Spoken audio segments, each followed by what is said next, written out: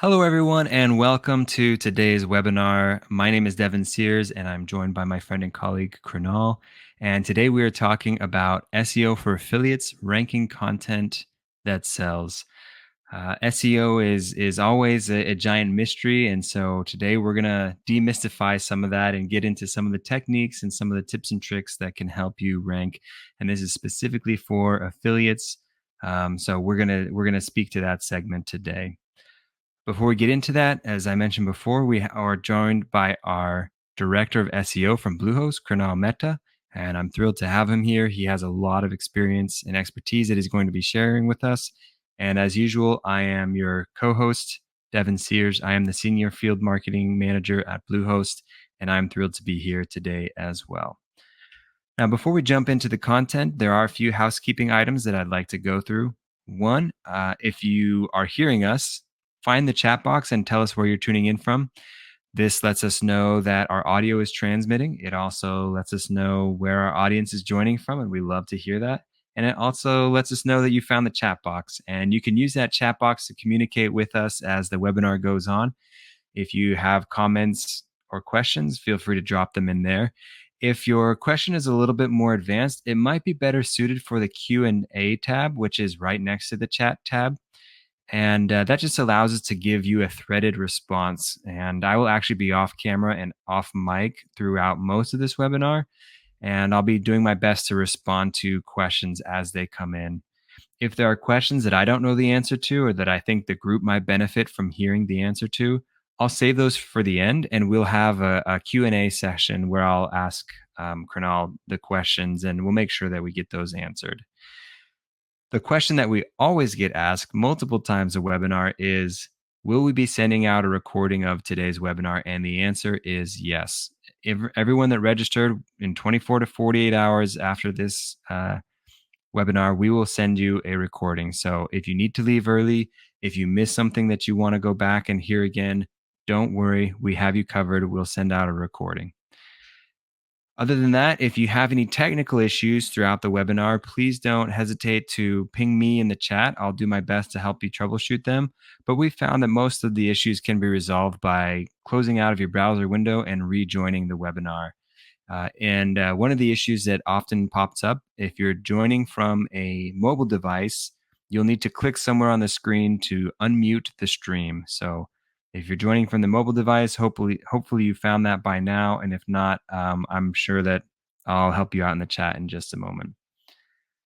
So without further ado, jumping into some of the things we're talking about today. We're going to kick it off with this quote: affiliate success is 10% luck and 90% fixing things that Google didn't like. Now, obviously, this is a little bit of a jest, but I think there's some truth in the jest. And that truth is Google is constantly changing the algorithm, constantly pushing updates, and constantly giving a headache for website owners that are trying to rank high on the search engine results page.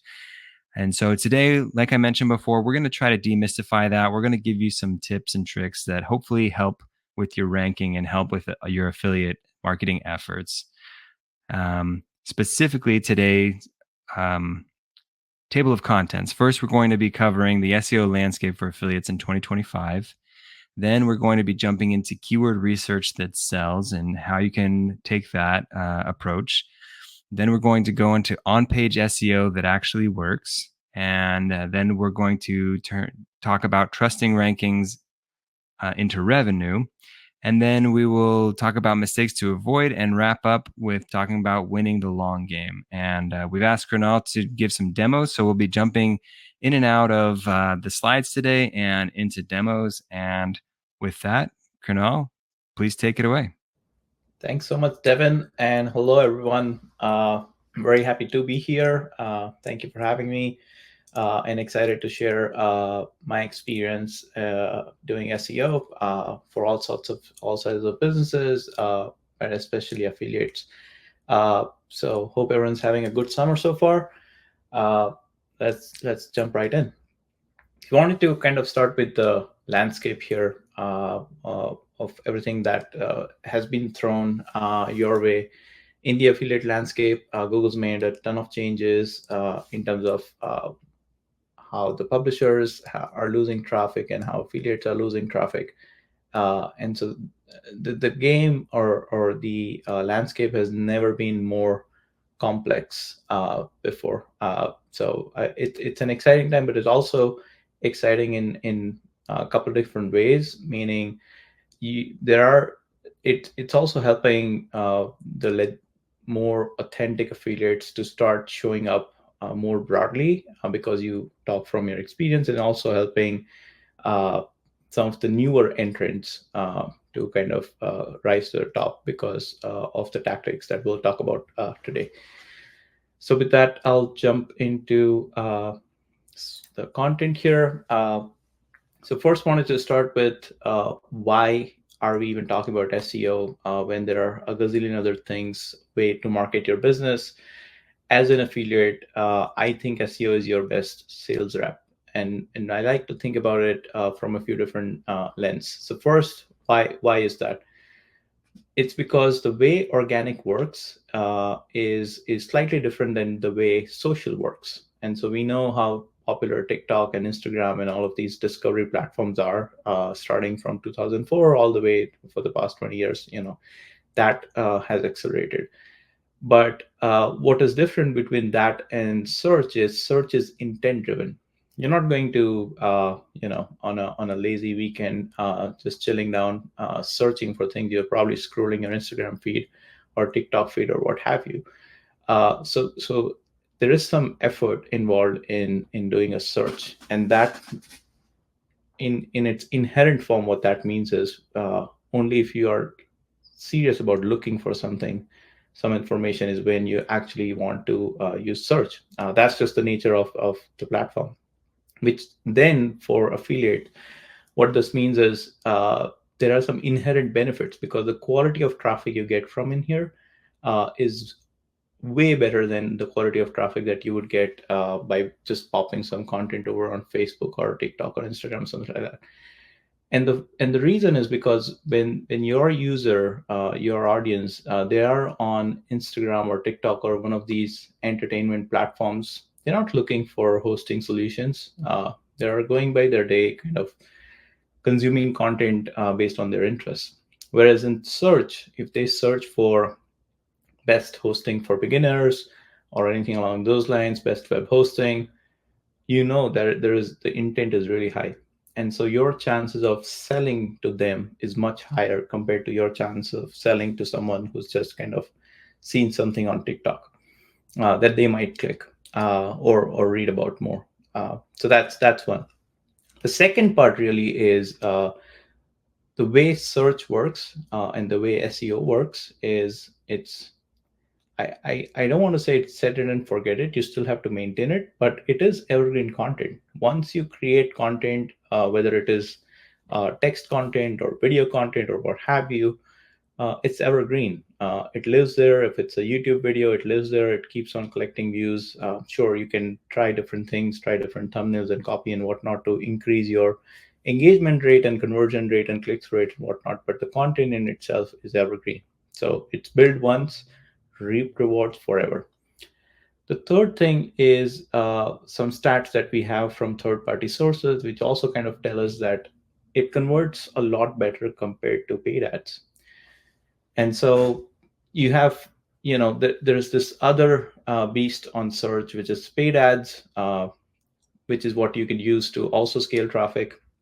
Obviously, you have to spend quite a bit of money, but if you are not focused on the right keywords, it could really get out of hands. Versus on SEO, you have this opportunity where you can test things, you can build at a smaller scale, you can test, you can see what converts and then scale it. So that's the advantage with SEO, and you're not paying per click there, which is like the biggest differentiator between SEO and PPC.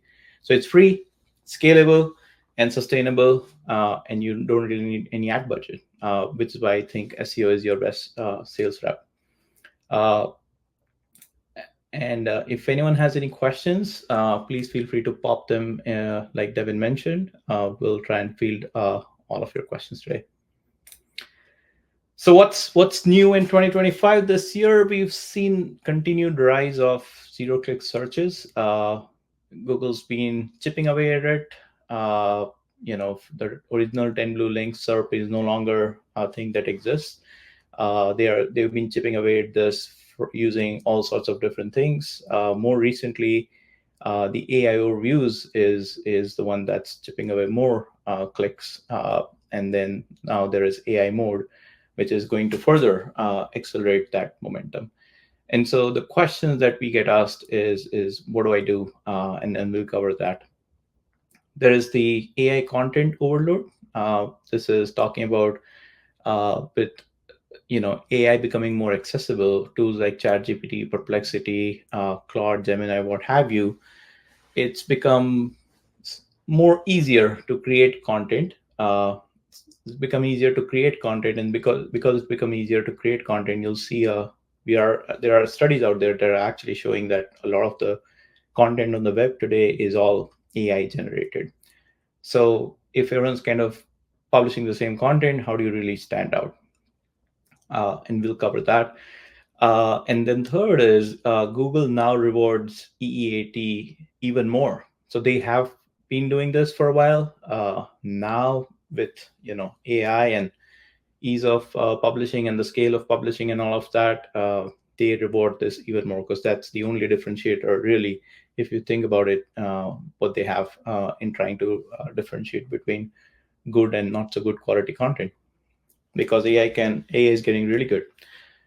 All right, so with that, I wanted to jump into the first section that we'll do some walkthroughs, which is keyword research. So when we talk about SEO, it really starts with keyword research, meaning you need to know your audience.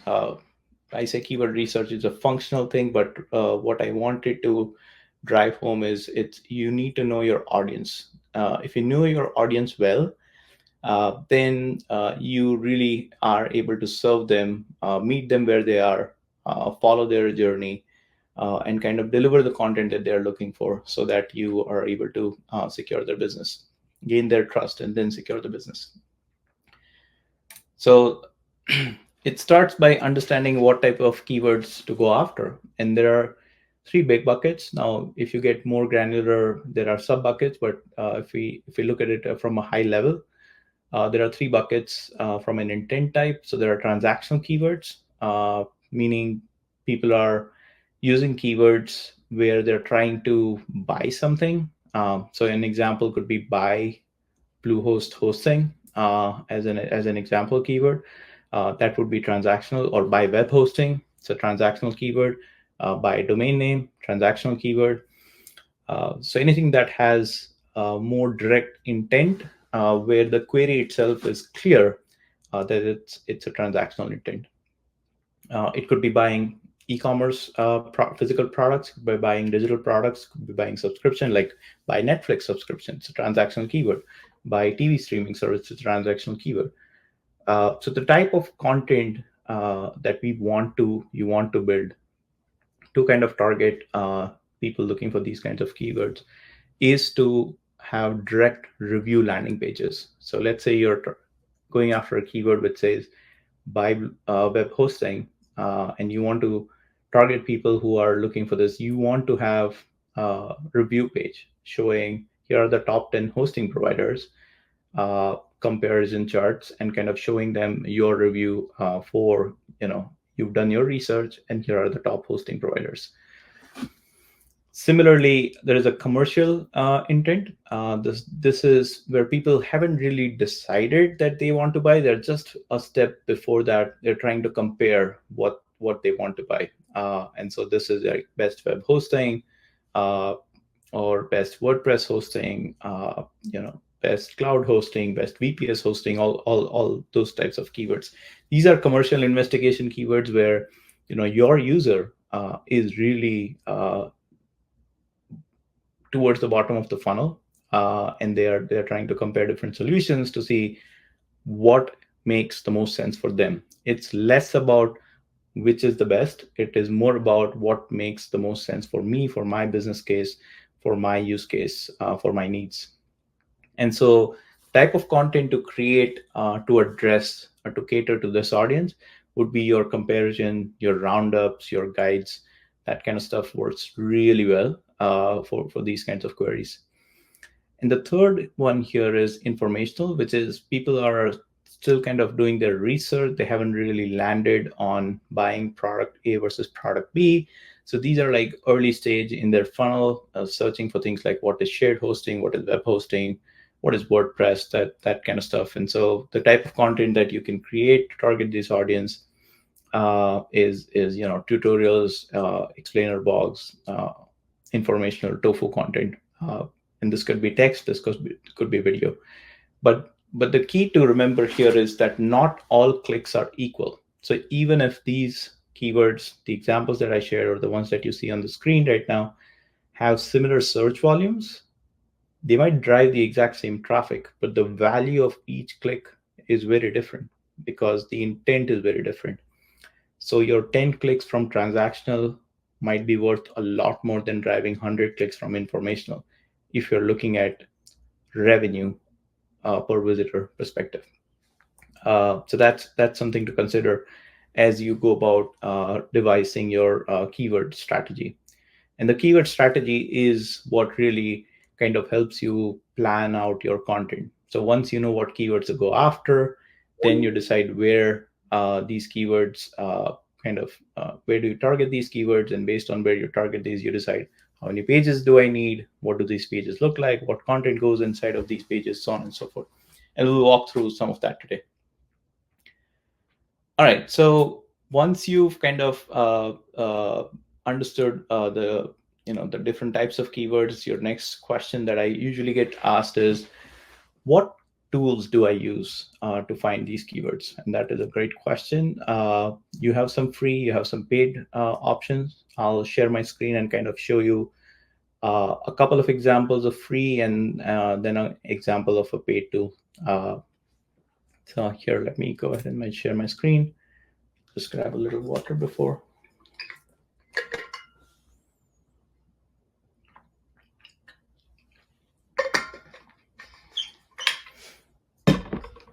All right.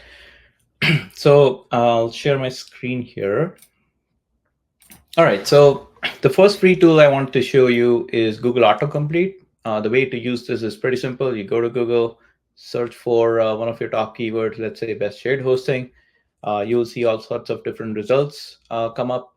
And these usually are good hints of how your audience is searching for your products. And these are long tail keywords, phrase match, so on and so forth. You could also do, let's say, best hosting, and you'll see how that changes the entire list.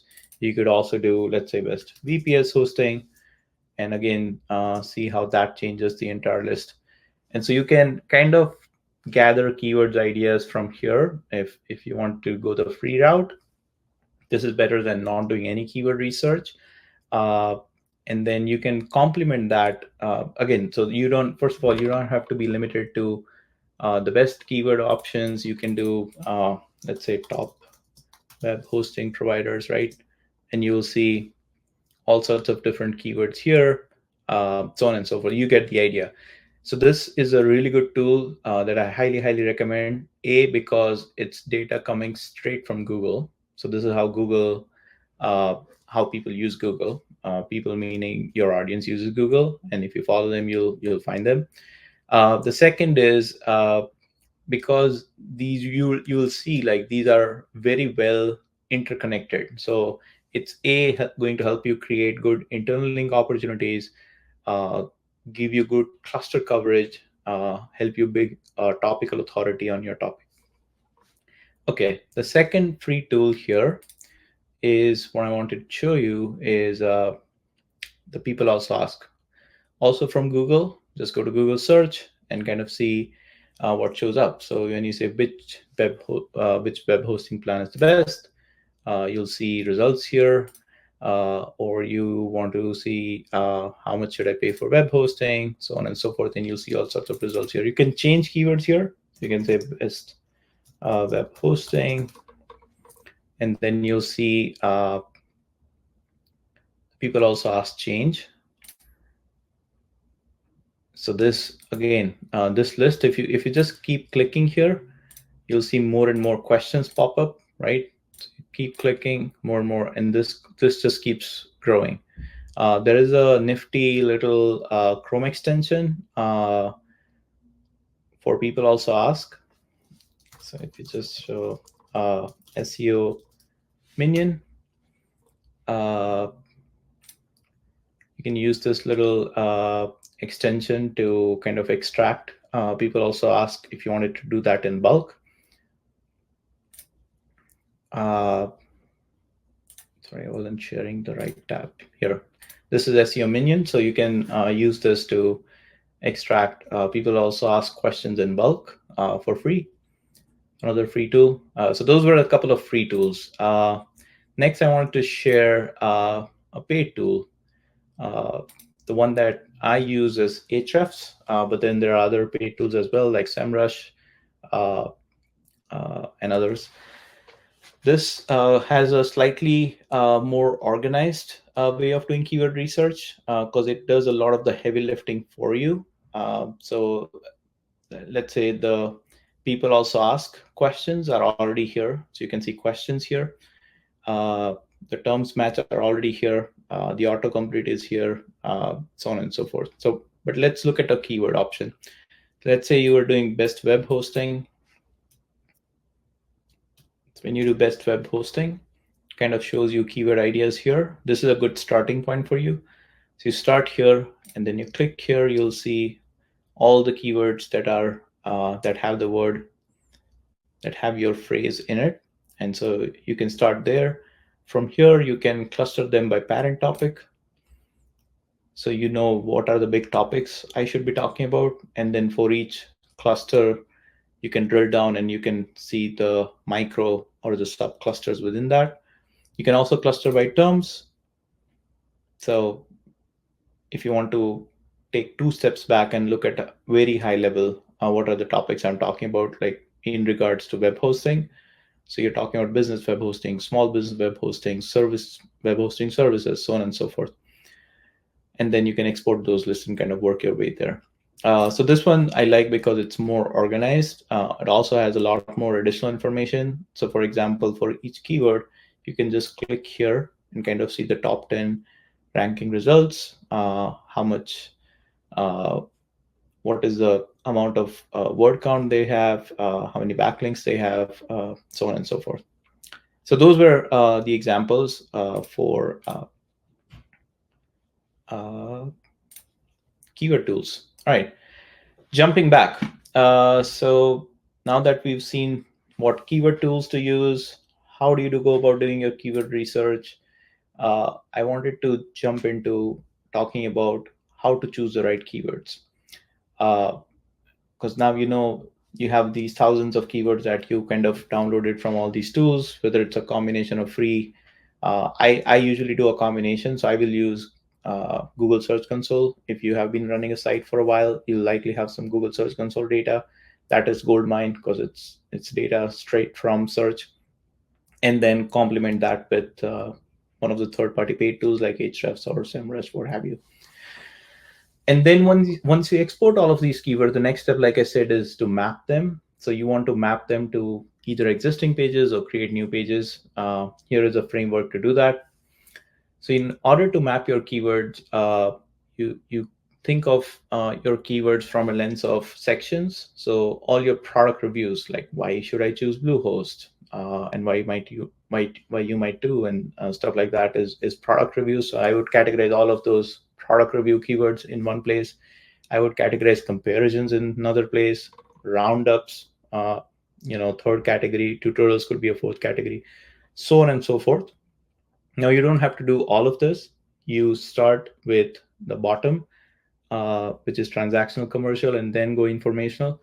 That way, you are able to start to see results earlier, and then reinvest, the earnings back into scaling your content even further, or your website even further. So you can definitely pick the format that your audience expects and trusts. Historically, we've seen a lot of affiliates do a lot of text content. Now we are seeing a mix where some do text content, some do video content. And as you can see, video content is working really well as well, especially if you do it on YouTube and you do it well. there are chances that you might even outrank text content. So I would test different content formats and see what sticks with your audience. I might even suggest that if you are already putting in effort to do one or the other, you could literally repurpose that into another format. Especially with AI and the tools that you have available today, it's become a no-brainer. It also gives you opportunity to drive traffic from two different surfaces, right? Because if you think about it, YouTube is the second largest search engine. So if you put content out there, you're targeting a whole different audience that may or may not be on Google, or even if they are, they might not be for the same intents and purposes. And so it gives you more room to scale audience. And then your YouTube video also ranks on Google, and so you're also able to target the Google audience by doing a video. And then finally, you can embed that video onto your blog, and then that will also help you increase engagement on your blog and show Google that you have multimodal, multimedia content on your website, which is also going to help you get better rankings. And so it's a win-win situation for you if you try experiment with different formats of content. So now that you mapped your content, you want to think about, what do I go check first? Meaning, what do I go focus on first? Because you have, your 1,000 keywords. Now you map that to, let's say, 50 different pages, or whatever that is, or maybe 20 pages and 10 videos, depending on what format you decided. So the next step is, how do you prioritize what to do first, which content to create first, whether it's a video or text or somewhere in between. Uh, I would prioritize that, thinking about your commission potential. So will you actually earn if you create this content? How much will you earn if you create this content? Those kind of questions, that will really help you prioritize, because once you start seeing those dollars come in, uh, it's easier to scale a particular segment, or reinvest those efforts into that particular segment, because now it's tested, it's validated. Second is traffic volume. So once the first question is more of a yes or no, right? So is there commission potential here? Yes, no, which is easy to answer if you know whether or not there's a buyer intent in your keyword. So if it's a transactional commercial keyword, yes. Informational, maybe.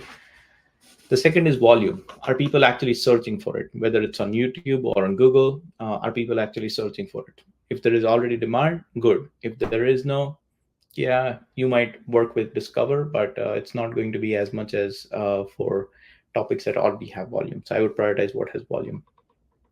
And the third there is really just being honest with where you are in terms of where your website or your channel is what is realistic for you.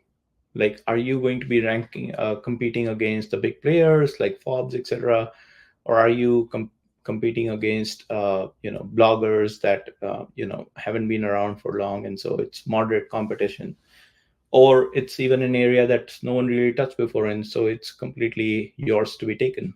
So what is the difficulty, and how much effort will you need to start driving traffic and start driving those commissions? And so combine these three, and you'll find your sweet spot, which is low competition, high intent, solid payout. That's how I would suggest prioritizing. So I showed you a couple of I shared a couple of ideas on how to go about doing keyword research uh, and find a rankable affiliate keyword. The idea that I wanted to want to make sure that you walk home with is to focus on your buyer intent, right? And so going after transactional commercial keyword, like with HS, I'll share my screen again, uh, so I can kind of reiterate that from a different lens. Okay. So when you're in here in Ahrefs, for example, and you just search for web hosting, from all of these keywords that you have, so you go to overview, you go to matching terms, you can select for intent commercial transactional, and you can even go non-branded because a lot of the branded keywords might have their own trademark limitations. And you'll see the transactional commercial keywords here. This are likely to make you more money, or actually likely to make you money, because there is a very high intent of buying, making a transaction. And that is why you should choose buyer intent keyword. So when you're doing your keyword research and doing all sorts of prioritization, the one thing to keep in mind is your buyer intent. Like, is your buyer intent transactional? Is it commercial, or is it just, someone's just trying to read something versus actually have the intent to buy? The more keywords you publish, the more keywords you collect through your GSC, the more data, then you connecting your Google Analytics or whatever analytics platform you use, and you kind of start to see those conversions come in, the better you'll get a solid sense of understanding of what keywords actually work for you from a buyer intent perspective. And obviously, when you start to see the affiliate commissions come through, uh, kind of shows you the quality of traffic you send and what converts, what doesn't convert. So I would focus there. Okay, going back.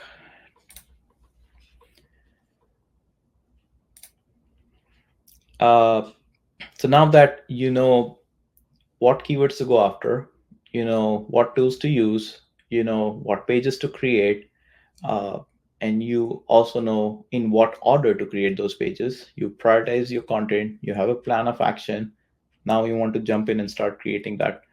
This is where you need to start thinking about on-page optimization. So you decided you want to create content for this particular topic.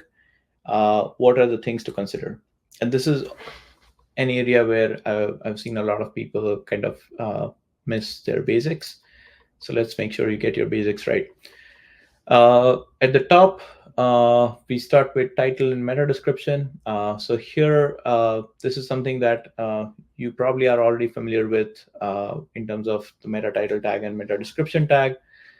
Uh, the the key here is not to stick to one forever. The key here is to test different things. Yes, you can start with a good framework. What you see on the screen here, what I'm sharing is a good framework. So think of using a formula like your keyword, it's plus benefit plus urgency as a framework. And the screenshot on the right is from Yoast, which is the number one SEO plugin in the WordPress ecosystem. So you can use a plugin like Yoast to kind of also visualize how your title and description tags read in a search interface. So the screenshot there kind of shows desktop view, but you can flip to a mobile view using that radio button. It kind of shows you how your title and meta description read in a search result page. And so using this framework, you can create better title meta description tag. The idea of title meta description, this is how I like to think about that, is think of it as a classified ad. Like, what is the minimum information that you want someone to know about what to expect on your page, which is going to be enough for them to be interested to click, because you are going to be showing your website or your web page against 10 or 12 or 15 others. So what would it take for them to look at your page, just the title tag and the meta description tag, not the page, but to look at that and go, that looks interesting, I might want to click there. So click through rate is the ultimate KPI that you are chasing when you are testing title and meta description. That is after you've nailed ranking, though. If you don't rank, none of that really matters. So first is just making sure that your keyword is in your title tag. Meta description, uh, you can try different things with meta description. The most important thing for meta description is to actually have a call to action, so that it invites the user to click to your page. But you can try different title and meta description combinations once you start ranking and once you start seeing results. And you're like, I'm ranking position 8. How do I move from 8 to 5 or 5 to 3? This is where you need to start testing, because if even if you are ranking position 8 but your CTR is higher than whoever is ranking above you, Google will start bumping you up. That's how the algorithm works, because they're watching the engagement. They might even test you for a little bit by throwing you at the top and then kind of see if you stick. And what they're testing is, when you rank at the top, watch your Google Search Console. If your click through rate is still low, Google won't like that and they'll bump you down. And so make sure that when you rank high, your click through rate does go up. And then when it goes up, the engagement should also stay. Okay. So we've covered title and meta description. Now we talk about the other on-page SEO things, which is heading tags. So Google, I keep talking about Google, but now there are also LLMs, and the LLMs like ChatGPT, Perplexity, Gemini, Claude. People have started using that and they're gaining a lot of traction. So I like to think about my content from two different lenses. Like, I want to optimize for SEO, but also want to optimize for LLMs. And so heading tags are basics, like I think going back to the 90s of HTML, but it helps engines and now also these LLM bots uh, understand how your page is organized. And so this is really about getting your page in an order. So your H1 really is to a search engine bot or to a search engine or to an LLM. It's telling them what is the main topic of your page. And then your H2 is like, these are the subtopics within my main topic. And then your H3 is like, I have more subtopics for this specific subtopic or subtopics, so on and so forth. And they could go to H4, H5, H6, depending on what is the content that you're writing, how do you structure your content. So make sure that you have clear headings, no more than one H1 tag. You can have multiple H2 tags, H3, so on and so forth. But yeah, try to keep it organized, use that hierarchy.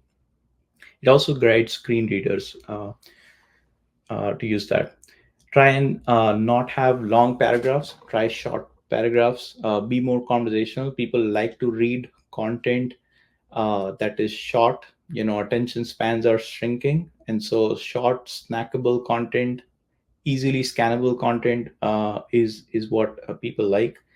As much as you want to write 10,000 words about your experience, your review of Bluehost, uh, not a whole lot of people have the time to read that. Well, at least not always. And so you want to have that if you are doing that, but you also want to have enough for people who just want to scan to get a good sense of the main points that you're trying to hit.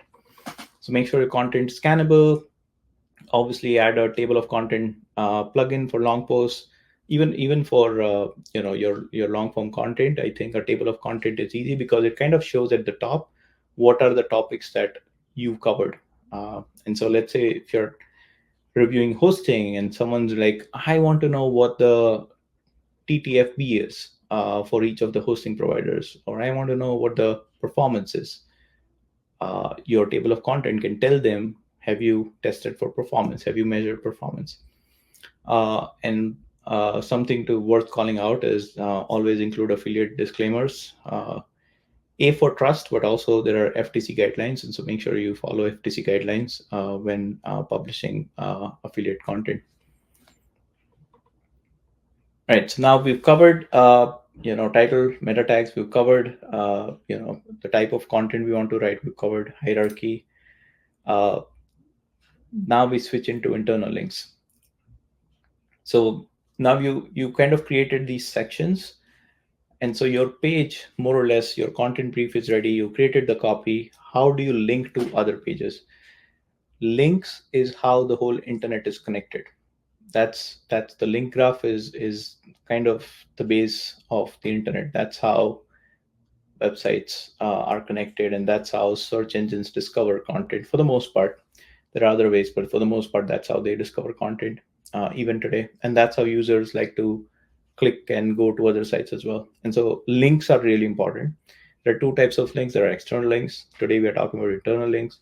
Internal links are links from one page on your site to another page. And so there are three different tactics that I talk about here. The first one being you want to link to useful resources. Okay, so let's say you're talking about Core Web Vitals performance of the hosting provider that you're reviewing. You want to link to the official Core Web Vitals, developer documentation by Google. That's a helpful resource for someone who's new to Core Web Vitals, doesn't really understand, for them to read. Why it matters is because it boosts SEO, it keeps users on the site longer. We've talked about it. If users stay on your site longer, Google likes that. They will reward you for that. Example for this kind of content, on Bluehost, you can go to bluehost.com/help. That is our KB section. You can go to bluehost.com/blog. That's our blog, and you'll find a lot of useful resources there.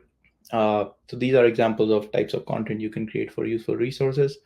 Then you're also think about the contextual CTAs. So let's say the user is in the consideration phase we talked about earlier in keyword research, where they're talking about comparisons, and you want to, once they've done the comparison, what is the next thing that you want them to do on that page is likely going to be click to then buy.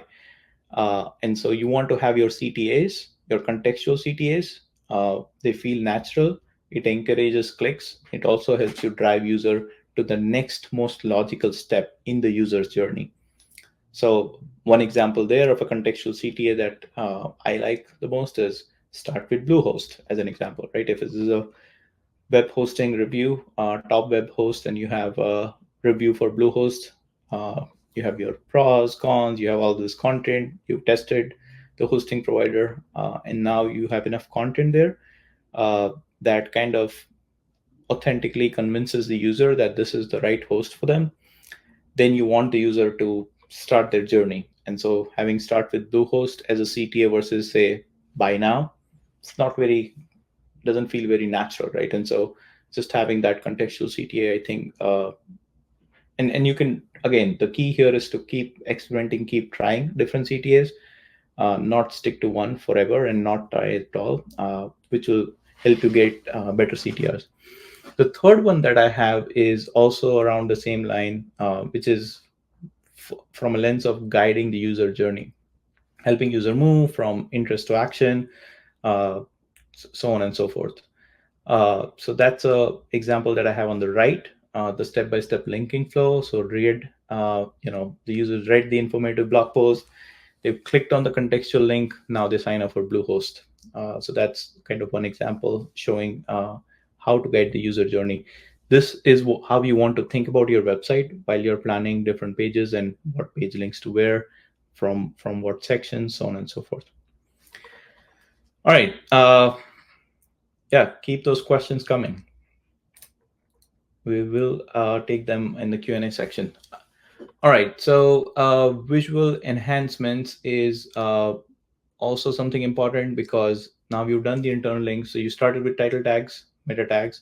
You talked about, I talked about the heading tags. And so you got your content brief, you got the order of your pages, you got internal links. Now you want to level up that content because as much as we like text content, like text content in itself without some sort of graphics isn't as inviting, intuitive for the users, right? Also, it really depends on what content you're talking about. Like, is this a journalistic opinion piece about something is a different thing, but you're talking about websites, so it's a lot of visuals. So you can add a comparison table, comparing Bluehost plans or features, screenshots, banners, stuff like that. You can add try how it works visuals for clarity. You can, the screenshot I have on the right is a good example of a visual enhancement that you can have. Like this could be a banner, inline within your content banner, with the deal that you're promoting, whether it is 60%, 70% off hosting this week only, whatever that is. That'll really help you elevate your click-through rates. So you want to think about, and you also don't want to overdo it. So you don't want to have like go all crazy and like have a couple dozen CTA, these visuals, because Kunal said, visuals are great. Yeah, but so kind of try to get into the shoes of your audience and try to scan your page, read through your page, and see where it makes sense to add visuals. And again, with this, keep experimenting, keep trying. When you do this, the couple of things from an SEO perspective to call out. One, make sure you're using the latest image extension, so WebP or AWIF.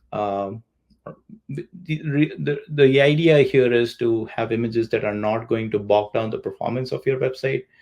So you want to have images that are optimized. Use a plugin like Smush Pro or what have you.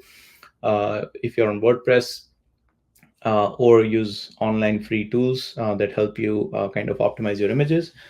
But make sure you're optimizing your images from a size perspective, from a format perspective, and also add alt text. It's not just good for SEO, it's also an accessibility requirement by law. And it helps people who are challenged from viewing. Use people who use screen readers, stuff like that. So good for them as well. Now that we've talked about visuals, I also wanted to put some focus on the UX overall and how do you think about that. So some SEO tips there. Always think mobile first. There is more traffic on mobile today than there ever has been, and I think that is only going to continue to grow. We've seen the shift since 2015, and it just keeps growing in one direction. And I'm not surprised. It's so much easier. Love my phone.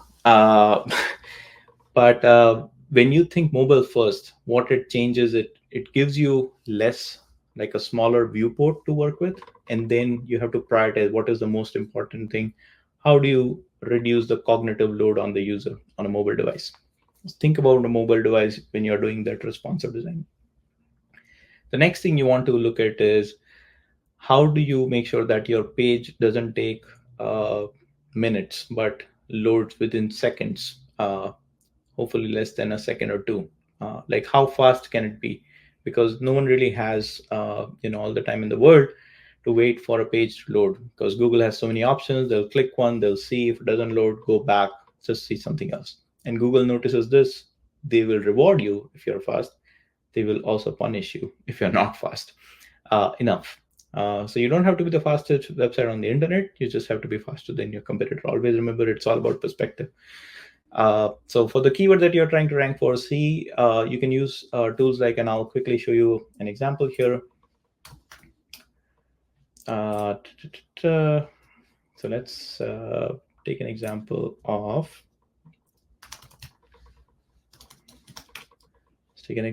theme forest. So I'll share my screen here.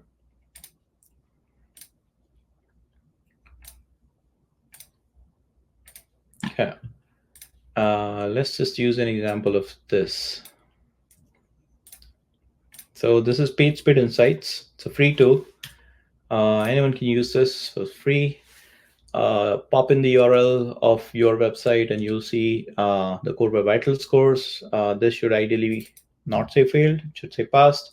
Why it's saying failed is because of the INP scores a little higher for Theme Forest homepage on mobile. Usually you will see that the desktop scores look much better. It's because mobile has less from a hardware perspective, not as many tech specs as our desktop has. The desktop obviously has more processing power and all that good stuff, which that translates into the browser being able to render content faster than it does on a mobile device. But you want to optimize for mobile. So if your Core Web Vital assessment says failed, work with your dev team, or if you're doing this yourself, read official Core Web Vitals guidelines and kind of work through your way. You'll usually see a list of issues to fix, but do that. That'll really help your performance. There are studies out there that show that Core Web Vitals performance, if you improve that, it not only rewards you in terms of better rankings, but you also likely see higher conversion rates. So yeah, take advantage of that. There are like the PageSpeed is the tool that I showed you. It's free. There is other paid tools like GT Metrics, Web Page Test, so on and so forth, that you can also look at.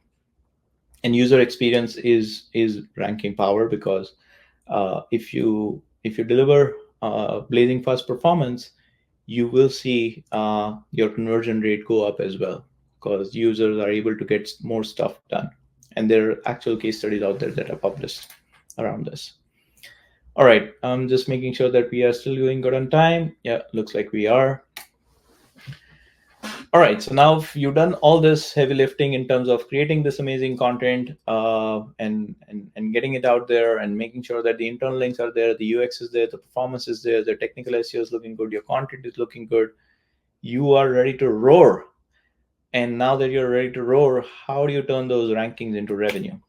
And that's where we talk about optimizing. What are we optimizing? We're not optimizing from a purely an SEO lens. Now we are optimizing for revenue, and this is where we talk about UX. Uh, I don't really think a job of a SEO or is just about ranking. As much as it really is about driving business value. And so, if you are an affiliate, the business comes from your affiliate revenue. Your job is then to make sure that you deliver value to drive that business. And so, a couple of things to call out here. One is the CTA. So where to place CTAs? I don't think there is an answer that says this right here is the only place. It's contextual. It's what makes sense. Depends on a lot of things, how you created content, so on and so forth. But here is a framework to you, or here's an example to use. So if you have let's say you created a blog post, and your blog post has affiliate content, and this is about, again, going back to the same example, good web hosting, best web hosting, that kind of stuff. It's a long form content. You're reviewing multiple hosting providers, so on and so forth. You want to make sure that if you're reviewing, let's say, 10 different hosting providers, that towards the end of each review for each of these hosting providers, you want to have one CTA instead of just bearing your CTA after the 10th review. Because who knows, right? After reading the first section of, let's say, the first hosting provider that you're reviewing, your editor's pick, hopefully it's Bluehost. Uh, and then when they read the content that you've written about Bluehost, they like it and they want to explore Bluehost, learn more about Bluehost. If you don't have a CTA there, you're losing a click. I would say you're losing a sale. So consider that. Try having CTAs. Also, don't place them too early. You want to understand the intent. You want to understand what is the user looking for. Based on what they're looking for, you want to give them that first and then have CTAs. Okay. Don't do it too early, but do it often, and do it in the right spots. The example on the right is a good example, showing in-body CTA placement versus having one towards the end, or actually just having one after a lot of white space. So, like I said, the key with all of these things is to test different things and see what works the best. Once you start here with a good placement, then try some more, try different placements, but try also different text ideas.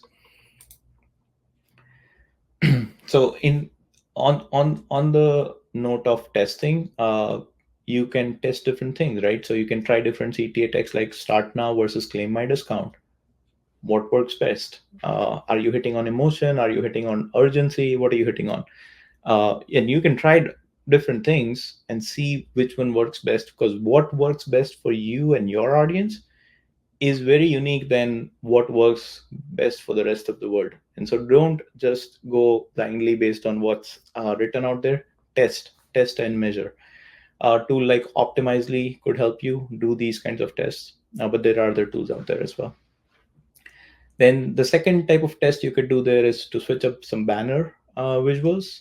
So you can switch up banner visuals, you can switch up colors, button styles, you can test different headlines with numbers, questions, urgency, all sorts of things, right? Because once your content is starting to rank, it's starting to get traffic, whether it's a text content, it's a YouTube video, what have you. Now you want to try and see how can you optimize, how can you make more revenue from the traffic that's already visiting your video or your blog. Without being pushy, you could try to boost urgency, right? So if you have a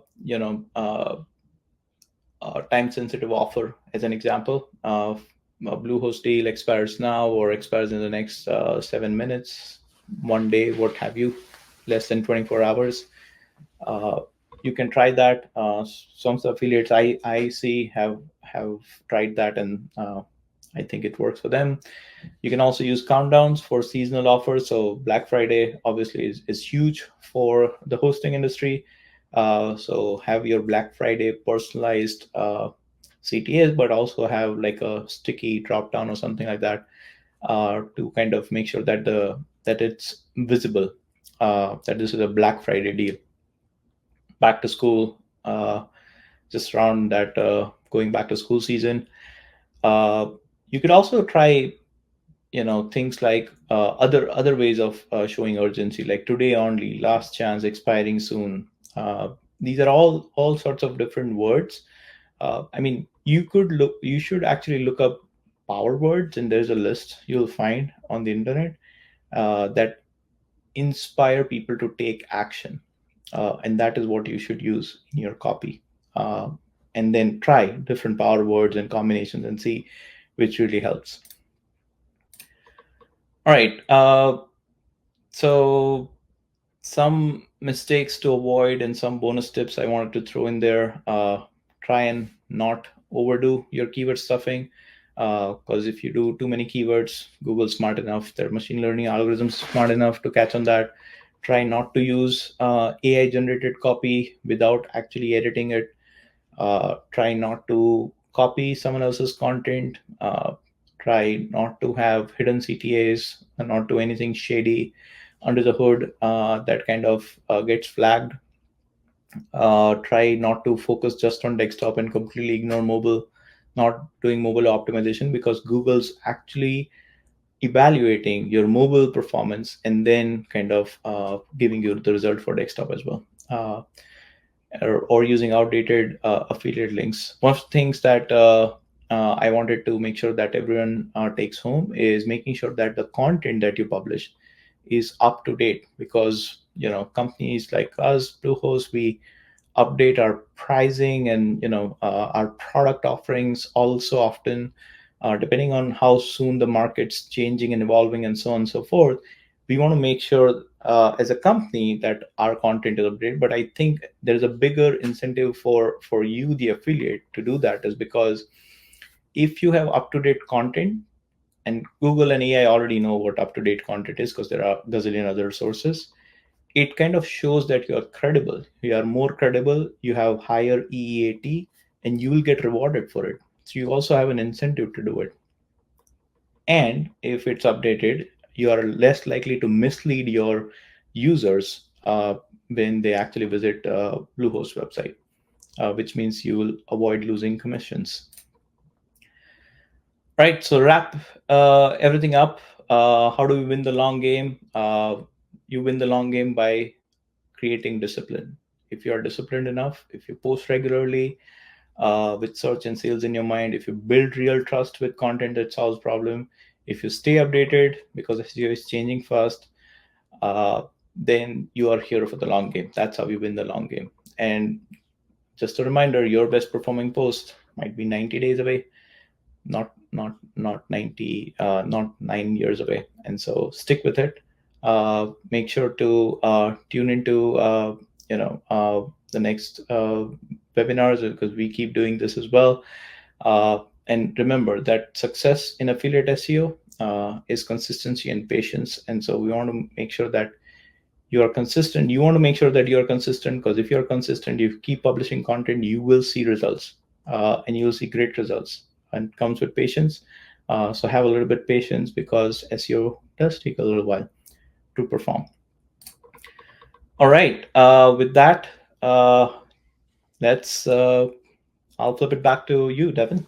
Awesome. Thank you so much, Kunal. That was immensely helpful and a lot of information. So I suspect a handful of people are going to want to go back through and rewatch that, and you'll have that ability. We'll send out a recording. There's just a lot to unpack, and I appreciate you walking us through that.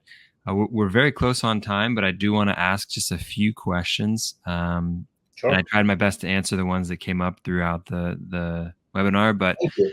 um, let's go with a couple questions. This one's on keyword research. They ask, how do I know if a keyword has high buyer intent? Are there specific signs to look for beyond just the phrase itself? No, that's a great question. So we did touch on commercial and transactional keywords at the start. So those are really your filters. But beyond that, I would also use a third filter. I use this as a litmus test. I call it a Google search. So it's really just a Google search. You search for the keyword on Google and you see the top 3, 5, 10 results that are ranking, and reading the content on those pages tells you, are these product pages or are these informational articles? That is the litmus test for me for intent, because you're trying to rank on Google, just follow what Google's following. I like that. I think that's good advice. The next question I have is what is a trust signal and how do I add one to my affiliate content without overdoing it? Yeah, this is timely because Google's been coming on hard after affiliates, right? Because they're trying to make sure that all of this AI slop is not trying to outrank the authenticate affiliates. And so there are a few different ways to do this. Again, depends on what industry. If you are a wildlife photographer, your content will have a different way of doing this. But since we're talking about hosting affiliates, uh, one thing is how much information about your review can you publish, right? So instead of just saying I reviewed Bluehost, this is what the performance is like, can you actually show them the data that you collected all of this data, you had these websites hosted, and these are real results, you actually build a website? Why can't you record a video showing that how easy it was to set up a website and to set up a website on Bluehost? And so you actually use the platform that you're recommending to someone. That is how you show the authentic self. So showing more of your authentic self, I guess, is the answer to the question. I like it. We're going to do one or two more questions, but I'm going to advance this slide. This is how to get more assistance from Bluehost. Honestly, for the affiliate side of things, I think the best way to get help is sending an email to affiliate@bluehost.com. This is some of the more tech support and helping with building your website, but I want to keep this up just for a few things, just so you know that there are a few other resources out there. The next question I have is, how do I know if my content is considered thin by Google? And are there warning signs in analytics or rankings? Great question. And again, very timely as Google's trying to crack down. There is a Google algorithm update that was announced on the 30th of June. And so we might be at the tail end of it, but because it was for 3 weeks. But the signs to watch out for. So the first sign to watch out for in your Google Search Console is there is an indexing tab wherein you see the number of pages that are indexed, and a specific filter to look into that category is content crawled but not indexed. So if Google's crawled your content but they've decided that they are not going to index it, chances are they think it's thin content. So that to me is the first signal. Awesome. And the last question that I think we're going to end on today, how do I balance SEO with being authentic in my writing and not sounding too salesy? Yeah, yeah, great question. So yeah, let me try to think this through from a lens of a writer and an affiliate writer.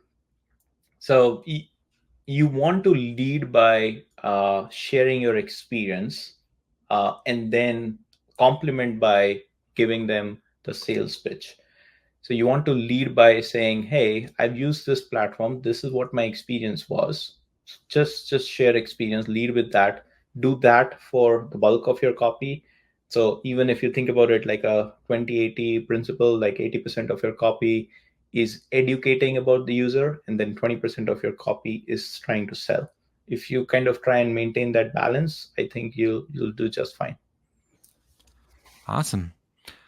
All right. Well, that brings us to the conclusion of today's webinar. Thank you again for stopping by and sharing your expertise and your experience. And thank you to everyone that participated and dropped questions and comments throughout the webinar. We really appreciate it. So, uh, Colonel, thank you so much. We'll Yeah, talk to thank you you next as time. well. And Have a thank great you day. all for making it today. Yeah. Thank you for joining. Bye, everybody.